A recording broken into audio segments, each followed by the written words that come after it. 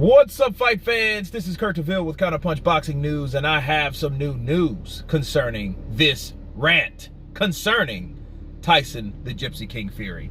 And I have a lot of people in my inbox, and they're inboxing me shit like, oh man, why are you bashing Fury? Why are you this? Why are you that?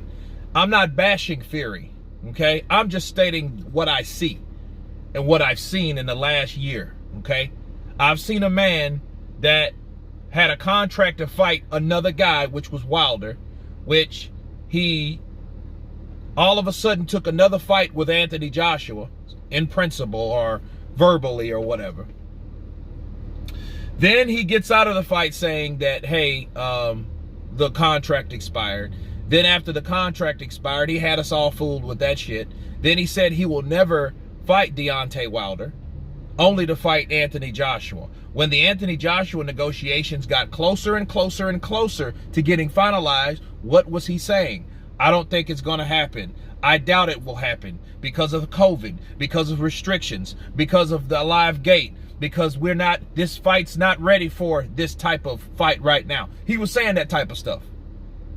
Only to announce the fight when he called Prince Khalid, and I guess Prince Khalid forced his hand and told him, like, no, this is what we've been talking about the last 4 or 5 months, and we have the money, so don't worry about the money. Then he makes the announcement. Then the very next day, oh, sorry, the arbitration ruling's in, and I can't fight Anthony Joshua after all, right? And now all of a sudden, there was no rebuttal, there was no anything, he signs a contract. But then yet you said you'll never fight Deontay Wilder due to racial slurs or prejudice slurs. Understand something, people. It ain't like Wilder took the shit back. It ain't like they kissed and made up. Okay, that ain't like he apologized to Tyson Fury for the things he said to Tyson Fury. I want people to understand that, because people are acting like, oh, well, Tyson can say something and he's only doing this because of this particular reason. Yeah, no, there was no reason why he accepted a fight with Deontay Wilder. He said he would never fight him. That's why I thought he said that I'm paying millions of dollars to stay away from this fight. You guys remember that? I'm paying these lawyers that I have on the payroll millions of dollars to make sure this fight goes away. So how can we be convinced of that when you turn around and just line up right with an arbitration ruling of some farmer judge or whatever, right? And then say, oh, well, I guess I'm fighting them. There's nothing I can do about it. There's always something you can do about it. Because those arbitration rulings, they could have been finalized a long time ago, or the fight should have happened a long time ago. It's easy. This is what he did. He ducked Joshua. Let me explain. Everybody think he's ducking Wilder.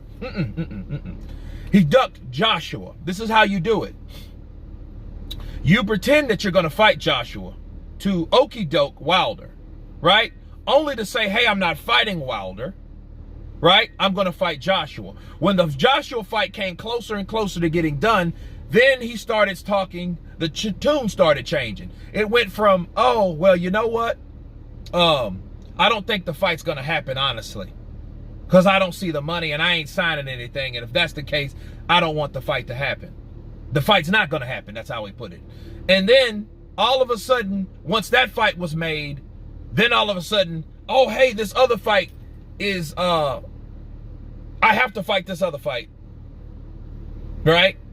Then you get out of that fight with Joshua, only to fight Wilder, just to get out of the fight with Wilder. But understand, it was Joshua the whole time. How do I prove that? Easy. You make a person think, I have to fight the guy that I fought before due to contractual agreement, only to get out of that fight. Then get out of that fight because you know your main objective was to get rid of that Joshua situation. He wasn't ready for Joshua. He wasn't trying to fight Joshua right now. He needed more time. He needed a tune-up. That's probably why he went to UK, because he's probably going to fight somebody in the UK. Maybe, maybe not. I'm not sure. You know, that'd be a quick turnaround, but I think he can do it. I mean, he did it in 2018. He did. Remember Pianetta? Shit, he fought in what, September? Yeah, right? Late September or some shit like that, and then they fought in early December? What's the difference? Okay? So yeah, you have people thinking, yeah, I don't need to fight. I don't want to fight Joshua, so I'm going to sign the contract to fight Wilder. Only I know I'll get out of that shit too because I really didn't want to fight Joshua. That's just an okie doke. It's just a way of not really wanting to fight any of those guys. Okay, if he wanted to fight Wilder, he would have fought Wilder a long time ago. But the thing is, look, the great escape was getting away from that Joshua fight. Fuck the money. Tyson Fury didn't want that fight right then. He didn't want to fight. Therefore, he didn't want to fight. Let the fight be. Let the fight be. And let it ride. So I'll have people thinking that I'm fighting Joshua only not to fight Joshua because, hey, I'm forced to fight Deontay Wilder. Then when the Deontay Wilder fight gets almost ready to come up, then I test positive for COVID. Does that shit make sense? Does that shit make sense? But what is the end result? The end result is, I won't fight any of these motherfuckers because I don't want to. Because I think it's too early to fight any of them. Now, he may not care about Wilder as much as he cared about Joshua, but he needed a reason to get out of the Joshua fight. Okay? That's what that was. Because August is right around the corner. So, yeah, he had to get out of that fight. Definitely. Or maybe it wasn't enough time for Wilder. You know, and he got out of that. But the first duck that he made was Joshua because he's supposed to fight Joshua over a year ago. They've been talking about that shit over a year ago. But anyway, that's for everybody and all you guys that are talking about me bashing Wilder. It's not me bashing Wilder.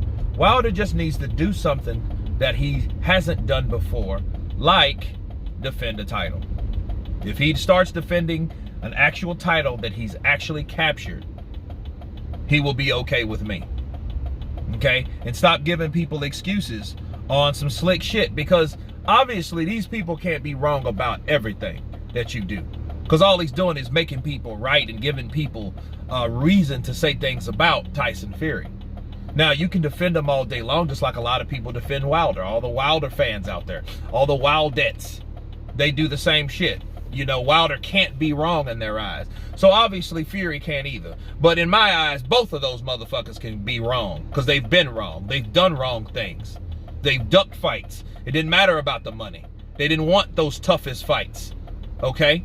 So I guess, and then now they don't even really want, well, Wilder wants Fury, but I'm not even convinced that Fury wants Wilder. So there you go. But anyway, tell me what you think about this rant. Of course, please subscribe. And you guys been Counterpunched. Peace.